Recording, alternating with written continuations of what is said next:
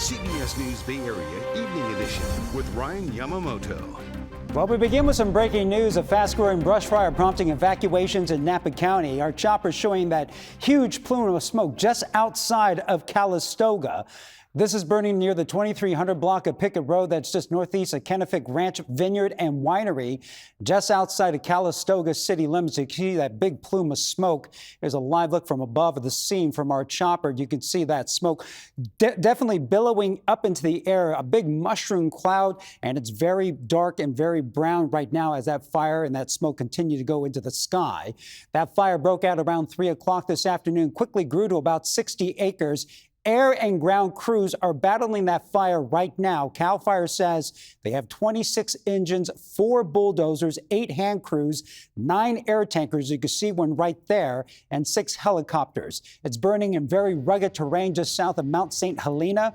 We've seen CAL FIRE planes and helicopters making multiple airdrops on pockets of flames. Also, they're laying down retardant to try to create a perimeter around that fire. They're using several C-130 Hercules planes to make those retardant drops. Now, it looks like a very dry area with a lot of fuel to burn, and there's also a very remote area, and there are evacuation orders and warnings now in effect. Joining us right now on the phone, CAL FIRE Deputy Fire Marshal Eric Hernandez. And Mr. Hernandez, can you hear me right now? Okay, so we're going to try to get someone from CAL FIRE to talk to us about what is happening around with those evacuations. But we have been told by the Napa County Sheriff's Department that you can go to the Calistoga Community Center. That's where the evacuees are now being told to go at this time. In the meantime, as you can see, that fire continues to burn, and they have a lot of resources now on that fire. Once again, 6 helicopters, 9 choppers, 9 big air tankers on that fire right now. So let's bring in Darren Peck. And Darren, you're talking about the fire conditions outside that fire right now. And it's extremely hot, but maybe the good news, there's very little wind right now. Right. On the region-wide scale, it's not a windy day, as we all know, across Northern California.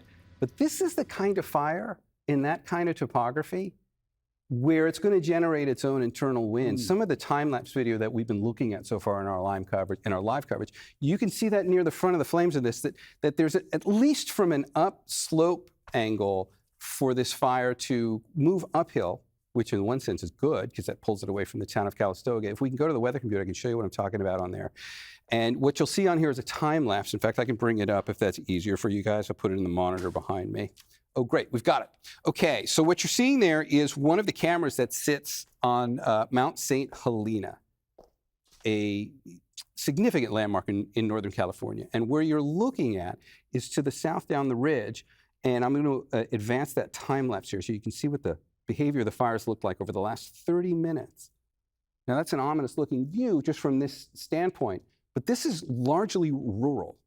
And of course, there are evacuations, there are mandatory evacuations, and there are evacuation orders. And I can show you the map on that coming up in 1 second, just to give you an idea on where that is exactly. But I think that time lapse probably really drives home the point of where the imagery of this fire is and how it's worked its way up towards the top of those slopes. Let me show you the map that's got the evacuations on it. We can put this in perspective for the North Bay and the Bay as a whole. We're going to zoom in on this. And you can see where Napa Valley lies kind of towards the middle. There's the Pickett fire in the middle of this now. And with the topography now, it makes it easy to see where Napa Valley is. And if I zoom in one more step, you can see where the Pickett fire is now. That's the icon located here in the middle. The red area is where you've got evacuation orders that are mandatory. And then the yellow areas are where you've got evacuation warnings. Both of those need to be taken very seriously. And from one glance on this, those are all uphill and moving away from town. So this is a fire that's going to follow the topography. It has been following the topography and racing uphill, which means it's pulling it away from town, and it wants to pull it up towards that ridge line there. And you can see where we are up here near the top. That's where Mount St. Helena is. Robert Louis Stevenson Park, that's the dark green shaded area up here as you take Highway 29, and it snakes its way kind of up over that little pass. So this fire is burning along that ridge line down the south of that. If anybody is familiar with this region, there's a really scenic area up here called the Palisades. It's a gorgeous view of a ridge line. You can see it from Calistoga when you look up, and it's a popular place to hike to. That is included, that area is included in the evacuation order. That's in the area that is in red on that map. And that hopefully just kind of helps set the scene here for us to kind of wrap our heads around where we are when we're taking a look at this on a map, and to kind of wrap our heads around where this is. If we can come back out now to the studio so you can kind of see where we are. Here's Napa Valley, just in case none of that was perfectly clear. This is the evacuation order. The town would sit down here in this flat spot, and of course the flames are moving up this way. At last count, 50 acres. It's almost certainly higher than that now at this point. Just at the rate we can see that this has been spreading. We don't have an exact number. In the one sense, it's good. The last number is 50 acres, but we'll probably get an update on that before long. So as we take a look at where this is on that time lapse once again, and now you can see what the last 30 minutes on this has looked like. Again, this is from Robert Louis Stevenson State Park, right up about where Mount St. Helena sits, looking south out past the Palisades towards that ridgetop, and you can see where the flames have now made it up to the top of that ridge, Ryan. So that's kind of two bird's eye views on this to wrap our heads around where it is in geography and what the current state of the fire looks like from one of the probably best vantage points. We've got a chopper that's been flying around this too, which is great, but to be at Mount St. Helena and to be able to see it really is. And when we're talking about acreage, we're saying 50 to 60. That was just the initial size of that fire. But if you look at the plume of smoke behind us, that is a massive fire that's burning right now. We started with that information about 30 minutes ago, so we'll stick with what the officials have to tell us at this point. It's probably gotten a bit bigger than that at this point. And you were talking about some evacuations. So if you are evacuees, you can go to the Calistoga Community Center. That is being told to us by the Napa County Sheriff's Department. Also, as we take another look at that fire right now as it continues to burn out of control. No containment as far as we know, but that fire broke out around 3 o'clock this afternoon, quickly grew to 60 acres. Once again, that fire is probably much bigger right now. Air and ground crews are battling that fire. This is how serious CAL FIRE is taking this.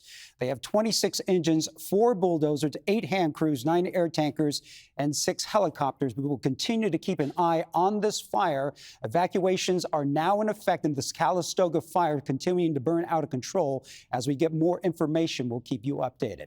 In the meantime, our chopper was over another fire. This was in San Martin, the area of Santa Clara County, earlier this afternoon. And you can see the flames came right up to a few homes, but thankfully, no further. Look at all that retardant down there. Investigators say that fire started when a car crashed into a pole. The driver was not hurt. The fire scorched about 14 acres. And taking a live look out right now from Mount Diablo, one of the areas getting the worst of today's heat, getting close to those triple-digit temperatures. Let's check in with our Lauren Toms, who joins us live from the Shadow Cliffs Recreation Area in Pleasanton, with how people are dealing with that heat. I know it's pretty hot in the East Bay right now, right, Lauren? Ryan, it is hot out here in the East Bay, so hot that earlier today, my colleague on the other side of the camera, Alex Montano, his phone was disabled with this temperature warning just when he was walking around downtown Livermore. But here at the Shadow Cliffs Recreational Area, this is one of the few places that people can really cool down in the water now that school's back in session. Many of the public pools have now closed, but city officials are warning that this heat not only poses some serious health risks, but also some serious fire risks. You want to go play? Want to get back in the water? Let's do it. As temperatures in Livermore climb into triple digits, longtime resident Justine knew just where to go to cool down. I grew up here, so it's so nice to get my kids to do the things that I used to do as a kid. It's a taste of her childhood summers, now shared with her 2 kids. It's a summer spot. It's great for the community, and it's free and fun, and so we come as much as we can. Hi, buddy. The National Weather Service issued a heat advisory starting Thursday morning for the Tri-Valley area, and it's expected to go until 9 p.m. Saturday, with highs ranging from the 90s to low hundreds. Supposed to be 100, and it's feeling every bit of it. Resident Terry had her own idea for cooling off, indulging in a chocolate frozen yogurt treat that was melting just minutes after stepping into the heat. I'm thoroughly looking at bathing in it. But not all are fazed by the scorching temperatures. Javier is visiting from El Paso, Texas. He says this heat is just a taste of home. What is it today, around 101? Well, I'm from El Paso, Texas, and this is just a normal day. It's another Thursday, yeah. In El Paso, I think it gets up to 109, yeah. Fire departments are also on high alert as the high temperatures contribute to lower moisture. Livermore Pleasanton Fire Battalion Chief Dan Moyle says his teams will be dispatching extra resources to any fire in the dry area as a precaution. Something that would stay small won't stay small. It's absolutely going to get bigger than you would project because no recovery, it's drier, it's ready to go. And then, of course, you add in, when you talk about the Altamont, there's a little bit of altitude. If you get any of that wind, that takes it to the next level if you get some wind during a hot time like this. Hot and windy is very bad. Hot is bad, but not as bad as windy and hot. But for Justine and her kids, it's an opportunity to splash around and a welcomed walk down memory lane. Now, this triple-digit heat has proven to be a pretty good excuse for people to be cooling off in the water here. You can see there plenty of people taking the opportunity to splash around in the water out here between the border of Livermore and Pleasanton. But nonetheless, city officials are asking residents to take this temperature really seriously. I'm told by City of Livermore officials that their public facilities are air-conditioned and free to the public, including the recreational center and their libraries. And they also warn that this heat can pose health risks and dehydration, not only to humans, but also to pets. So the city of Livermore asking all residents to really take these triple digits seriously. Brian? Yeah, definitely those cooling centers can be a lifesaver for especially a lot of people who maybe don't have AC at home. Okay, Lauren Tom's reporting live in the East Bay. And stay with us as we track the heat over the next few days. For the updated first alert forecast anytime, just head to KPIX.com or download the free CBS News app. We're also following a developing story in the North Bay. 2 people are still missing after a major fire erupted early this morning. This happened in San Rafael. Our chopper flew over the aftermath. You can see this complex completely gutted. The roof collapsed, showing the charred remains of the apartments inside. That fire broke out in San Rafael's Canal neighborhood in the 3-story building on 516 Canal Street, right by the water. 55 people lived in the complex and now out of their homes. 8 people were injured. Some of them escaped the flames by jumping out of the back of the building towards that water. Our Kevin Coe joins us live with a search for the missing and why relief workers say it will be extremely challenging getting everyone the help they need. Kevin. Ryan, so far, investigators have only been able to do an initial search of the building. Now, there is a possibility that the 2 people missing may have just not been in touch with anyone throughout the day. That is the most hopeful possibility after 19 households lost their homes.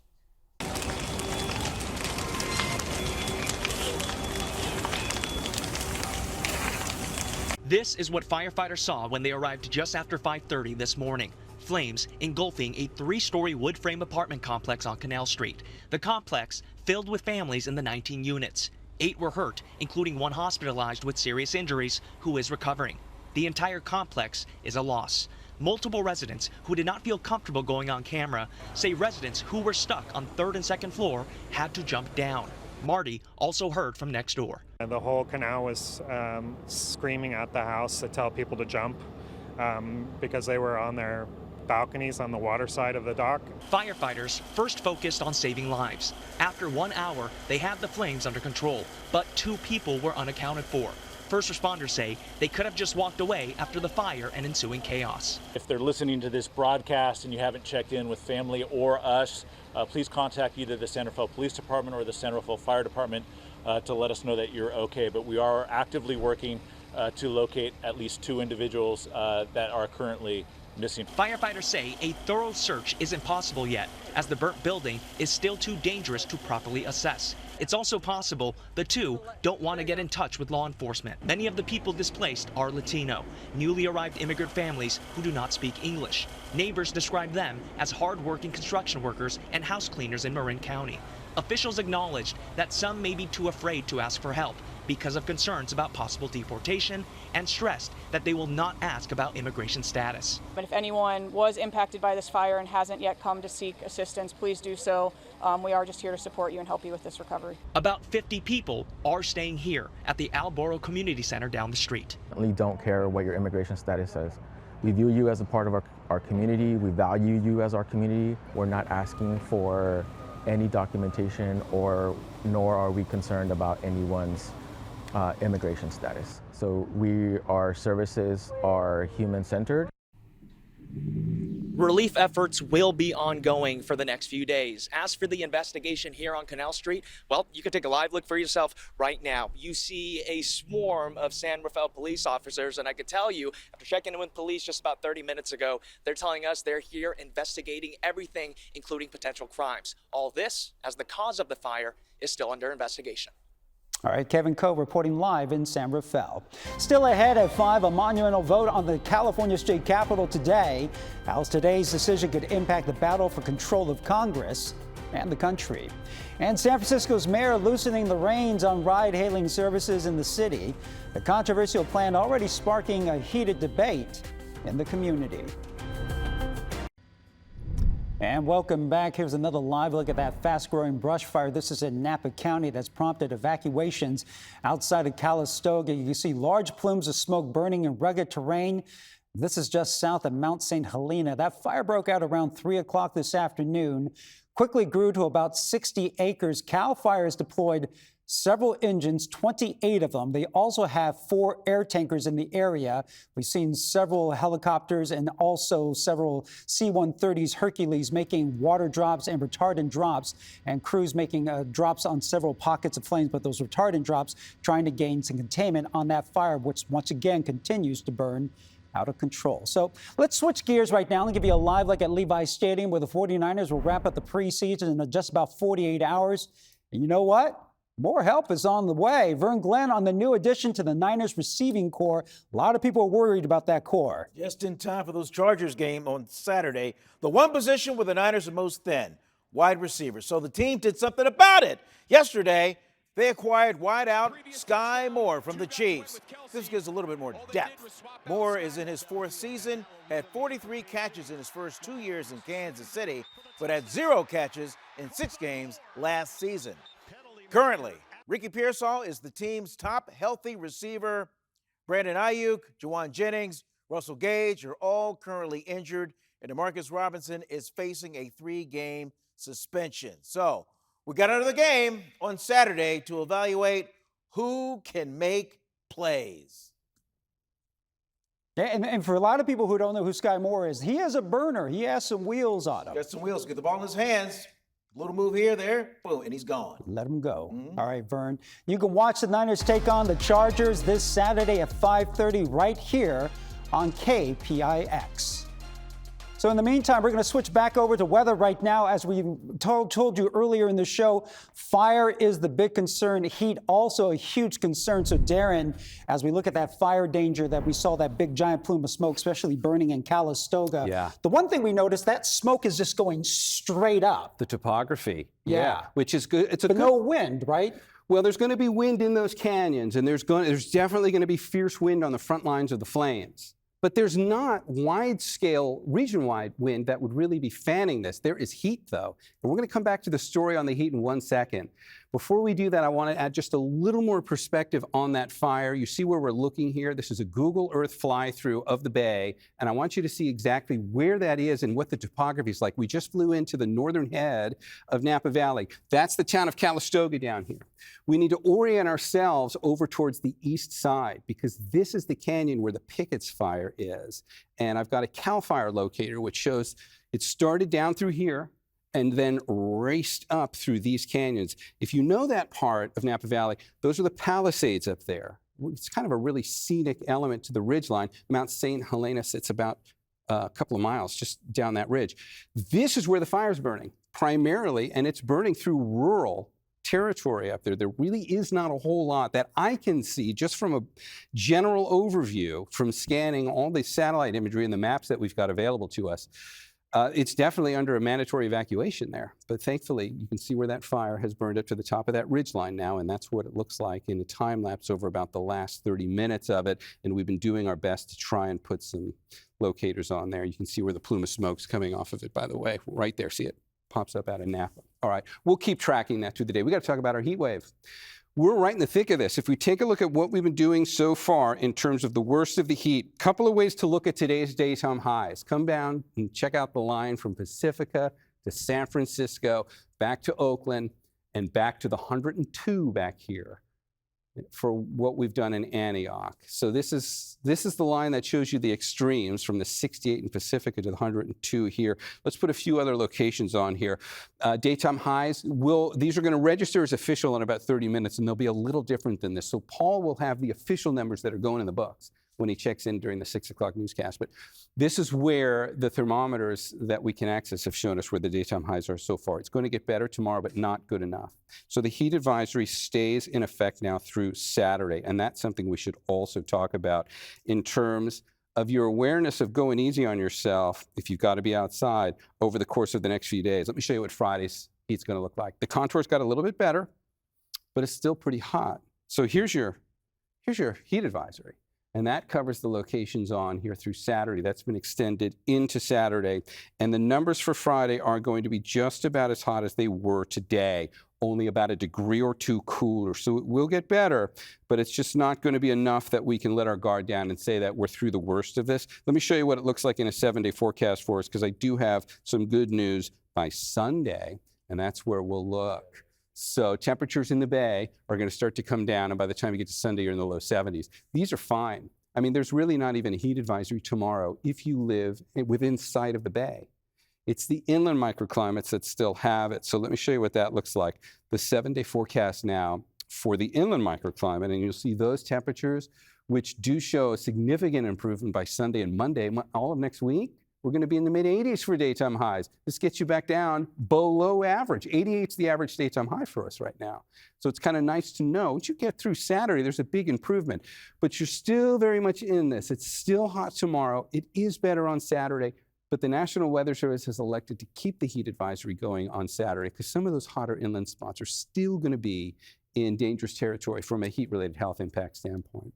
But by Sunday, it's a lot better, and so is the rest of the 7-day forecast. So there's some good news for the 7-day. All right, Ryan, back to you. All right, thanks, Darren. We'll still ahead at 5. We're going to tag along with the Bay Area researchers dedicated to saving the whales. With that such great hearing, we want to know why are whales surfacing or swimming in front of vessels. Their unique effort to gain new insight into the threats facing these massive mammals. Plus, one of San Francisco's busiest streets is about to get way more crowded. Major changes revealed earlier today. San Francisco's Market Street will soon open up to select ride-hailing services. The trial period begins Tuesday next week for Waymo and black commercial cars with Lyft and Uber. Waymo began mapping out the corridor back in April. We spoke with Mayor Daniel Lurie, who says the move is designed to bring more people to downtown. We need Market Street to be a driver of our economic recovery. This is going to help us drive tourists and people back downtown, filling up our hotels, going to see shows, going to our restaurants. We need downtown to recover, and this is going to be one step towards that. Lurie's announcement has received backlash from pedestrian safety advocates. The Keep Market Street Moving Alliance says opening up the street to ride-hailing cars will encourage people to blatantly break the law and endanger pedestrians. They add enforcement would be difficult because there's no visible distinction between permitted cars and private cars. St. Anthony's Foundation celebrating its 75th anniversary. The San Francisco nonprofit invited volunteers, donors, and supporters to celebrate the milestone at the Hibernia. St. Anthony's originally launched as a dining hall to serve free meals in the Tenderloin. The Social Service Center has since expanded and now offers programs for addiction recovery, free clothing, and employment pathways. The foundation says it has served more than 46 meals since it opened in 1950. Up next, California voters could be deciding a factor in a nationwide battle to determine control of Congress. Our risky decision from state Democrats today could shape the future of our nation. Plus, we're going to meet a Bay Area man who took part in the landmark moment for China at the Olympic Games. How his journey brought him to Oakland, where he now owns several popular restaurants. It's two job like a performance, just like on a stage, people, it always exciting. Right now at 5:30, a fast-growing brush fire has prompted evacuations in Napa County. It's grown to approximately 60 acres so far. This is burning near the 2300 block of Pickett Road that's northeast of the Kennefic Ranch Vineyard and Winery, just outside of the Calistoga city limits. So let's bring in Ann McAvick, who's been following this fire since it broke out. We're reporting right now 60 acres, but we've seen those giant plumes of smoke. I mean, it has grown much bigger, at least unofficially. Right, and we have not gotten an update on the size from CAL FIRE in about an hour and a half. So we're waiting for that. This fire's been burning since about 3 p.m. So it's been about 2.5 hours at this point. And at this point, it is also 0% contained. It has burned about 1/10 of a square mile officially, like Ryan mentioned, in some very rugged and hilly terrain northeast of Calistoga. And that is where we have mandatory evacuations as well as several warnings. People that live near Pickett Road northeast of the city can go to the Calistoga Community Center. There's an evacuation center there. Small animals are allowed. CAL FIRE throwing a lot of resources at this fire with air tankers dropping fire retardant and helicopters throwing water on the flames. They have more than 24 engines there, dozers and hand crews on the ground. Luckily, CAL FIRE is not dealing with a lot of other fires right now in Northern California, so they are able to go big on their attack in Napa County this evening. Joining us live now on the phone is CAL FIRE Deputy Fire Marshal Eric Hernandez. Thanks for being with us. What can you tell us about the evacuations right now, the homes in this area? Yeah, so as far as evacuations, there's a lot of information as far as evacuation orders and warnings. The best way to get the latest information is visit the Napa County Sheriff's social media and also Genesis Protect, since law enforcement is in charge of evacuations. But, okay. What I can tell you is the current update that we have, the fire's burning at approximately 1,200 acres with 0% containment. Go ahead. So that is a lot. Tell us about the challenges you're dealing with right now. Well, heat, coming into today, we knew that heat was going to definitely be a factor. Because it plays in, especially in these rugged terrain areas. The current area where the fire is located is basically a mountainous area on the southeast of the city of Calistoga. So there's a lot of heavy fuels, heavy brush that hasn't been touched in a few years now. So the good thing is a lot of these property owners have been doing an amazing job on creating defensible space, and it's allowing our crews to be able to gain access and defend those structures. So as of right now, I can safely report that we have no structures damaged or destroyed. Okay, very good news on that. And all the pictures we've seen is that it does look like, right, this is very hilly terrain. We're not seeing a lot of structures around. So do you foresee this actually reaching any? It will come close, but again, one of the beauties is we have a tight-knit community where, with the fire chief councils, where people promote a lot of education on preparing for these types of situations, and obviously looking at the type of construction and the type of work that our community members have performed. It definitely allows us to defend homes, but more importantly, to be able to attack the fire and hopefully suppress it sooner rather than later. All right, anything else you want to tell the community right now? It looks like this firefight is going to go well into the night. Absolutely. So we want to let our community members know that while this fire is big in size, we're going to do everything we can to ensure that no structures are burned. We have actually ordered additional resources that continue trickling into the fire, and we're going to have aircraft flying overnight. So we're going to be able to have our Type 1 helicopters making water drops. So we're gonna be here overnight, and we're planning on tomorrow. All right, CAL FIRE Deputy Fire Marshal Eric Hernandez, we appreciate your information and keep up the good fight. Ryan. Thank you so much. And as Ann was reporting, as that fire continues to burn, it's now burning up to 1,200 acres. Evacuations still remain in effect, but the good news right now, as the fire marshal just told our Ann Makovic, no structures have burned so far. Well, switching gears right now, major developments at the state capitol, where Governor Newsom has signed a redistricting plan aimed at offsetting Republican efforts to redraw congressional maps in Texas. The move is part of a partisan showdown that could determine control of the U.S. House of Representatives in next year's midterm elections. This is video of Governor Newsom signing the package of 3 bills late this afternoon after they passed in the state assembly and the Senate. If approved by voters in November, the changes could give Democrats 5 more U.S. House seats, countering Texas's plans to expand House seats, favoring the GOP. We wouldn't be here had Texas not done what they just did. Donald Trump didn't do what he just did. He went so far as to follow up and say that he didn't just want those 5 seats. He said he's, quote unquote, entitled to those 5 seats. Just pause and reflect on that. So the colors of the maps that we're about to show you right here represent the rough party breakdown. The left side shows the current districts. On the right are the new districts that state Democrats are proposing ahead of today's vote. Republican lawmakers held a news conference. They say the efforts will erode the independent redistricting process that voters chose at the ballot box.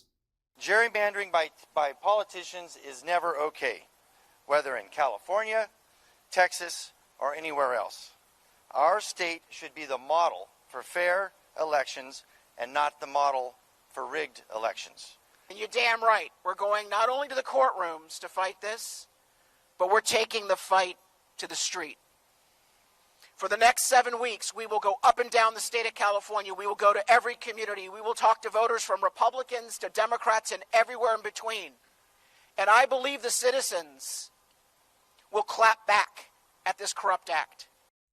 In the meantime, it's not just Texas. President Trump now calling for redistricting in the state of Missouri. Up next, we're going to meet the Dream Team diving under the bay to find out why so many whales are finding themselves off course. Plus, the home of the Giants hosting a showcase for world-class women's soccer. We're going to meet the goalie for Bay FC, whose journey as an athlete will come full circle this weekend. You saw the park for games and everything growing up, watched through like a decade of Giants games, couple decades. So being able to turn it into a soccer field is insane. Off our coast and around the world, more dead whales washing up ashore, many likely hit by ships. And whale sightings are increasing too. Kara St. Cyr went along with a group of scientists using underwater microphones in hopes of protecting these majestic mammals.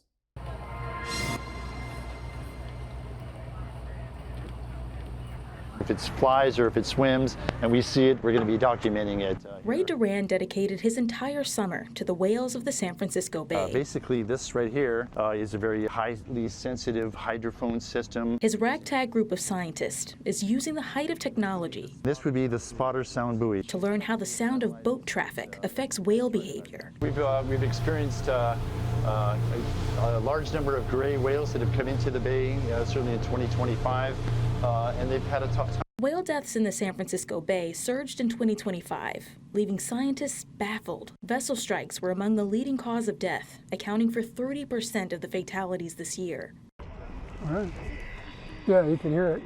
You can hear the vessel now. Duran and his team think the steady hum of a boat engine might be to blame. They rely on sound for so many things, communicating with one another, navigating in murky waters, but with that such great hearing, we want to know why are whales surfacing or swimming in front of vessels and everything, which doesn't make sense. There's only one way to find out.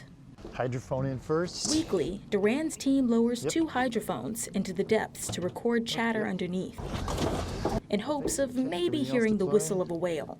All right, and away we go. The recordings he gathers will be archived and saved for future study. Duran's teammate, Feruse Gokce, says policymakers are interested in what they find. So our study is going to help the policymakers, the different stakeholders like ship operators to really manage their activities in the Bay Area. While this day yielded no whales, Duran says the information gathered is still valuable and a cause worth studying. And for each outing, the team records a 30-minute underwater sample. They hope to analyze them to see if any patterns emerge over time. Straight ahead in sports, Giants and Padres finished up business for 2025. And there's two kinds of football this Saturday, the NFL 49ers kind and the Bay FC soccer kind. They even found a goal to fit this fella's skill level. All right, let's get a little perspective not only on the heat wave, which we will talk about, but also on the Pickett fire. I want to put a little more detail on that and give you a somewhat closer view on this thing in terms of how it's been behaving. This is one of the cameras from the California Alert Network that everywhere in this state, every acre, when a fire breaks out, you can track it. And with the fire regime in California, this network has really grown. That's the last 30 minutes of this fire. That's the town down there. That's Calistoga. And you can see the flames going up the topography to the top of the ridgeline here. This camera sits pretty much right where Mount St. Helena is. In fact, this camera is labeled the Mount St. Helena camera. And it's looking down the ridge, down past the Palisades at that fire now, which is up now at about 1,200 acres from our last report. By the way, a little more perspective on this. Where are we in the bay? There's our view looking over the city. Let's come in for a close-up look at Napa. And you'll see the topography, and you'll also see where this fire started. That's the town of Calistoga at the head of Napa Valley. And as we transition our vantage point and start to look back up towards the topography here, the Pickett fire started down here. CAL FIRE's placed a locator on it in this canyon, and it then worked its way up the topography there. So you can see those narrow, steep canyons having funneled those flames to the ridgetop. This is where we were seeing the plume. That camera was on Mount St. Helena right about there, and we were looking down this way. One other vantage point on this. Where are the evacuations? Now that we know where the flames are, here's the latest from CAL FIRE on that. And as we come in on the topography, you can see Napa Valley. Once again, this is where we were. These are the evacuation areas. It's very rural up there, but there are still orders and evacuation warnings that need to be taken very seriously for that. All right, let's switch gears now. We'll come back to the story of the day. Weather-wise, we've got a heat advisory that stays in effect until we get into Saturday night. And when we take a look at what the contours are going to look like tomorrow, they may be a little better than they were today. So I'm just going to give you tomorrow's numbers. Paul's going to be on at 6 o'clock to tell you where the official daytime highs landed for today. They're generally about 2 to 3 degrees above what we're looking at here, because these are tomorrow's numbers. Now that's good news. In one sense, you're going to get about a 2 or 3 degree cool down, generally speaking, across the bay. But that's not enough. You're still looking at heat advisories through the day tomorrow and extending into Saturday. There is help coming once we get to the second half of the weekend. So the temperatures are going to start looking a lot better once we start looking across Sunday, and certainly as we look across much of next week. So let's just get straight to the 7-day forecast, and I'll show you what to expect on that. Sunday's way better. Still warm, but much better. Sunday's the day we take the big step down. And then once we're there, look at the rest of the week. We're going to stay in the low to mid 80s for daytime highs going all the way through that period. Let's get the forecast in here now for the Bay. The heat advisory in the Bay, Peninsula, East Bay Shore, you guys are under a heat advisory today. You're not tomorrow. It's still going to be hot, but you're going to come down just enough that the National Weather Service has taken those locations out of the advisory. If you are inland, you're in an advisory till Saturday night. It's going to keep going. And there's the forecast for the rest of your week, too. Those numbers, by the way, pretty much average for this time of year. Paul's going to have much more on this coming up at 6. For now, Vern, over to you.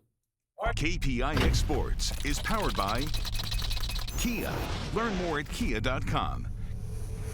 Kia, movement that inspires. Baseball up top and the Giants. Well, they belted 2 home runs, but not enough, as they finished up playing the Padres, losing its last 3 to them. We got to show you these pups in the lap of their owner. Oh, sunny San Diego. San Francisco had a 2-0 lead, but by the 5th, it was gone. Freddie Furman laid down a bunt, and I would say Casey Smith's throw a little high. A run scored. And then Luis Matos couldn't pick it up, and another Padre was able to score to make it 4-2 San Diego. A couple batters later, Manny Machado doubled into left center, scored 2 more. Justin Verlander gave up 7 runs and 4 in the 3rd. Padres won it 8-4. They took 3 of 4 in the series. Giants have lost 10 of the last 12 and now visit the red-hot Brewers, who have the best record in baseball. What a treat for Bay Area soccer. Change of venue for Bay FC. Saturday, they go from PayPal Park in San Jose to the Giants' house at Oracle Park. A big stage for a homegrown goalkeeper. What are the tools you have to be an effective goalie? I think there's so many, but one of them is you have to be really assertive. You gotta push yourself into the ball. You gotta anticipate everything. That's Leah Freeman's game as goalkeeper for Bay FC. It comes full circle this weekend by playing a game at Oracle Park, where the Berkeley native grew up going to Giants games. You saw the park for games and everything growing up, watched through like a decade of Giants games, couple decades. So being able to turn it into a soccer field is insane. How fast are these shots coming in? 60, 70. Miles per hour? After so many attempts to truly understand the position, Leah was right there to offer an assist. Okay, well, what are those? These are my goalie gloves. I'll give you one, a little toss, and you're just gonna go for it. Okay. And then you're gonna get up to feet, throw it back to me, and go the other side. Okay. Ready? Woo! Are you ready for a live one? Oh! Oh! Oh! Oh! Right at me! Oh! Oh! Ready? Oh! This is the one save that matters. All right. Oh! Right between the knees! What a save! What a save! What a save! You can walk out with that one. I would say start with some gloves that have some stick on them. That's the biggest one. I think once you do that, you solve all your problems. Gloves are fine. I'm just glad I was wearing a cup. Were those ski gloves? Well, it's all I can rustle up at That home. was a little close. Hey, check out this, man. They're going to be love selling that. this at the game. Check out these jerseys, huh? Pretty cool. Looks good on you, man. I think you should get in the goal for them. Oh, nice. He's proved it. That's Vern Glenn, everyone. Well, from a high-flying world of acrobatics to the high heat of the kitchen, meet the East Bay man cooking the same food that fed his journey to the Olympics. This two up like a performance, just like on a stage. The Bay Area Concert Calendar, brought to you by Live Nation. Cyndi Lauper Girls Just Want to Have Fun Farewell Tour on August 24th at Shoreline Amphitheater and on August 26th at Toyota Pavilion at Concord. Get tickets now at livenation.com.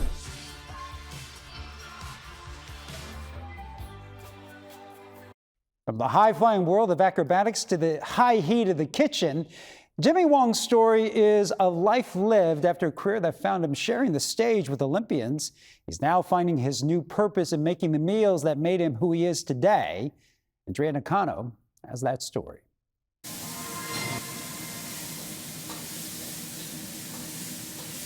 Jimmy Huang started doing acrobatics when he was just 7 years old. My mom is this side to acrobat. I'm 3 generations. My grandfather, my mom, my auntie, my uncle, whole family is acrobat. He remembers being woken up at 4 every morning to practice his skills. It was his mom's idea. I'm not strong, always sick. My mom said, do acrobat. Do acrobat, you make it, you're strong. Okay. I said, I'm scared, My mom said, do it. My whole family do this one. The countless hours of practice paid off as he was part of the cultural exhibition performance at the 1984 Olympics, the first year since 1952 that China was able to compete in the Games. He shared the pictures of the news article and the photos of his one-handed handstand as rings circled his arms and legs. He performed in Taiwan at the MGM Grand in Las Vegas, and now his stage has transformed into a kitchen. Huang owns the Huang Cheng Noodle and Dumpling House in Oakland. A friend he met over the years persuaded him to bring authentic Chinese food to the States. America is Chinese food. You do this original food. I said, American people like it. Okay, I said, okay, I come in here. Cooking is what Huang did every day off from his acrobatics growing up as he helped his dad at his restaurant. My grandfather teacher my father. My father teacher me. Yeah. I teach my son. Both jobs required hard work. Wang hand makes his noodles and dumplings daily for his restaurant. While his two careers couldn't be more different, Wang says there are similarities. There's two jobs like a performance, just like on a stage, people, it always exciting. Serving people his family recipes gives him a similar joy, with customers giving him rave reviews for authentic dishes. After retire, some heart is like a quiet. No more club, no more. After I do this one, many customers say, "Hey Jimmy, this is good. Your food is good." That's it for the news at 5.